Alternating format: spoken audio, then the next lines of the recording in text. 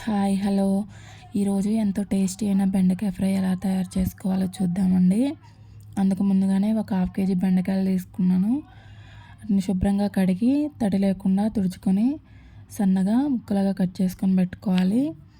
తర్వాత స్టవ్ పైన కళాయి పెట్టి డీప్ ఫ్రైకి సరిపడినంత ఆయిల్ వేసుకోవాలి. ఆయిల్ హీట్ అయిన తర్వాత మనం సన్నగా కట్ చేసుకున్న బెండకాయ ముక్కల్ని వేయించుకోవాలి. ఇలా మధ్య మధ్యలో కలుపుకుంటూ వేయించుకోవాలి.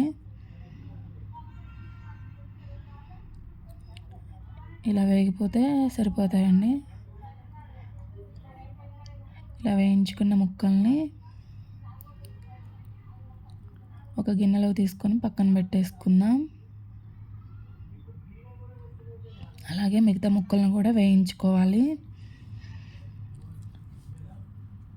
వేయించుకొని పక్కన పెట్టేసుకొని అదే ఆయిల్లో ఒక 2 టేబుల్ స్పూన్ పల్లీలను వేయించుకోవాలి.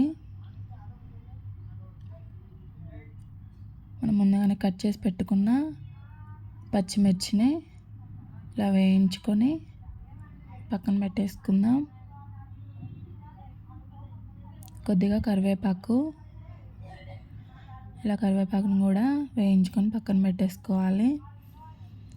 ముందుగా మిక్సీ జార్ తీసుకొని అందులో ఒక 4 వెల్లుల్లి రెబ్బల్ని, 1 స్పూన్ ధనియాలు, ఒక 2 టేబుల్ స్పూన్ కారం, మీ టేస్ట్కి తగ్గట్టు వేసుకోవచ్చండి. కారం, ఉప్పు, 1 స్పూన్ సాల్ట్ వేసుకొని ఇలా మిక్సీ పట్టుకోవాలి.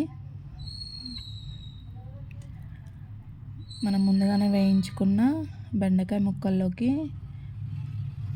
ఈ వెల్లుల్లి కారం వేసుకోవాలి.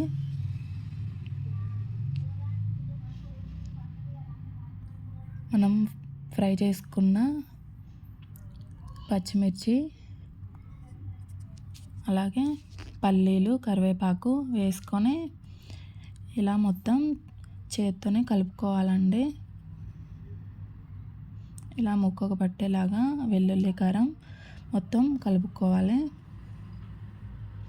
అంతేనండి, ఎంతో టేస్టీ ఈజీ బెండకాయ ఫ్రై రెడీ అయిపోయింది. మీరు ఒకసారి ట్రై చేయండి.